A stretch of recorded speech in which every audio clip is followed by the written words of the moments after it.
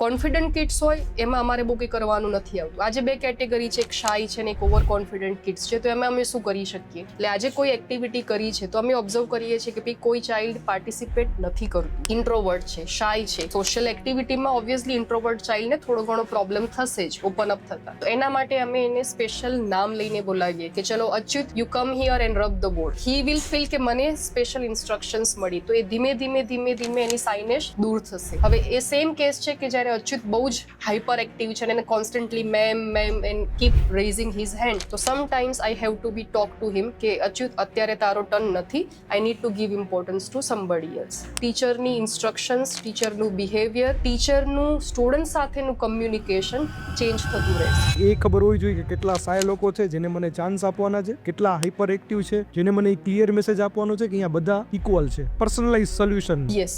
At home, what they can do? ઘણી વખત જેમ વાત કરી કે ઓવર કોન્ફિડન્ટ ચાઇલ્ડ માટે આપણે બહુ પ્રાઉડ ફીલ કરીએ છીએ, મારા બાળકને તો ક્યાંય પાછું ના પડે, બાળક પાવરફુલ છે. તો એ આપણે કંટ્રોલ કરવું જરૂરી છે.